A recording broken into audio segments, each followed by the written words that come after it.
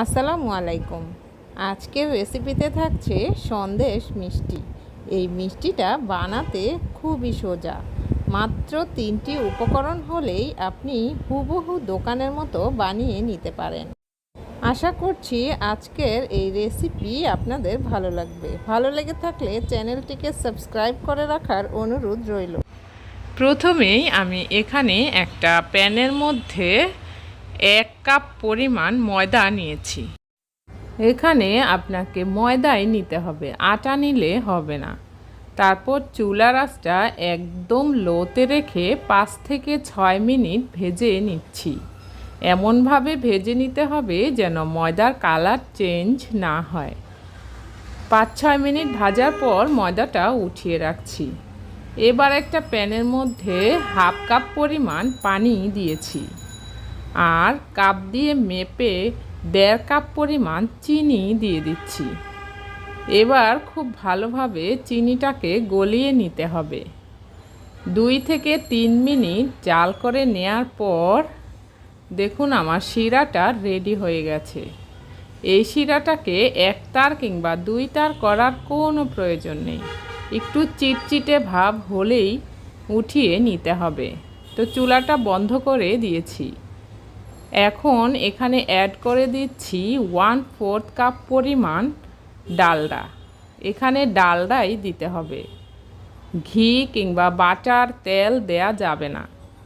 তারপর ভেজে রাখা ময়দাটা দিয়ে দিচ্ছি আর এই গরম শিরার মধ্যে ময়দাটাকে খুব ভালোভাবে মিশিয়ে নিতে হবে। এখানে এই ভেজে রাখা ময়দাটা গরম শিরার মধ্যেই সিদ্ধ হয়ে যাবে। দিচ্ছি 1 কাপ পরিমাণ গুঁড়ো দুধ। তারপর খুব ভালোভাবে মিশিয়ে নিচ্ছি। তো এখানে আপনাকে মেজারমেন্ট ঠিক রেখে তারপর এই সন্দেশটা বানাতে হবে। তো মিশানো হয়ে গেলে এবার এই মিশ্রণ থেকে আমি 2 ভাগে ভাগ করে নিব।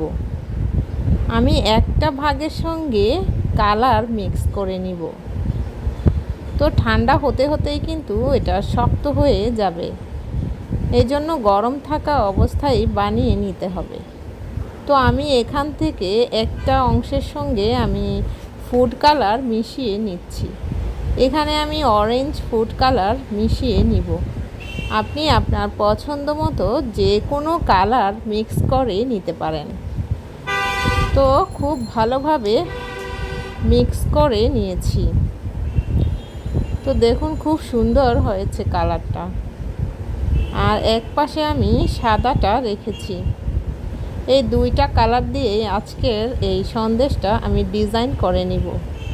এজন্য একটা পলিথিনের উপরে আমি সাদা মিশ্রণটা দিয়ে নিচ্ছি, তার উপর আরেকটা পলিথিন দিয়ে দিচ্ছি। তারপর এইভাবে বেলুনের সাহায্যে রুটির মতো করে লম্বা করে বেলে নিতে হবে। তো এমনভাবে বেলে নেবেন যেন চারপাশেই একরকম হয়। এক পাশে ভারী কিংবা এক পাশে পাতলা হলে কিন্তু ডিজাইন সুন্দর হবে না। তো এইভাবে আমি 2টো কালারই রুটির মতো করে বানিয়ে নিয়েছি। এখন আমি সাদা রুটিটার সঙ্গে অরেঞ্জ কালার রুটিটা একসঙ্গে করে নিব। তারপর রোল করে নিব। তো দেখুন এইভাবে রোল করে নিতে হবে। তো এটা ঠান্ডা হতে হতে কিন্তু একটু শক্ত হয়ে যাবে। তো এইভাবে রোল করে নিয়ে হয়ে গেলে 2 হাতের সাহায্যে লম্বা করে আরেকটু রোল করে নিব। তো এইভাবে রোল করে নেওয়া হয়ে গেছে। এবার একটা পলিথিনের মধ্যে নিয়ে পেঁচিয়ে আমি রেখে দিচ্ছি 15 মিনিটের জন্য। আপনি চাইলে ফ্রিজেও রেখে দিতে পারেন, আবার এমনিতে রেখে দিলেও আপনার মিষ্টিটা শক্ত হয়ে যাবে। ফিরে আসছি 15 মিনিট পর। দেখুন 15 মিনিট পর মিষ্টিটা কিন্তু একদমই শক্ত হয়ে সেট হয়ে গেছে। এখন আমি কেটে দেখাচ্ছি যে ভেতরটা কতটা সুন্দর হয়েছে। দেখলেন তো কত সহজেই এই মিষ্টিটা মাত্র 3টি উপকরণ দিয়েই তৈরি করা যায়। আজকের এই রেসিপি ভালো লেগে থাকলে ফ্যামিলি এবং ফ্রেন্ডদের সঙ্গে শেয়ার করে দেওয়ার অনুরোধ রইল। আর কী ধরনের রেসিপি পেতে চান সেটি কিন্তু কমেন্ট বক্সে জানিয়ে দিতে পারেন। দেখুন, হুবহু দোকানের মতো খুবই মজার একটি মিষ্টি তৈরি হয়ে গেল। এই রেসিপি ফলো করে আপনি বাসায় বানিয়ে দেখতে পারেন। এই মিষ্টিটা খেতে কিন্তু খুবই মজার হয়। তো ভালো লেগে থাকলে চ্যানেলটিকে সাবস্ক্রাইব করে এবং ভিডিওতে একটি লাইক দিয়ে রাখার অনুরোধ রইল। আল্লাহ হাফেজ।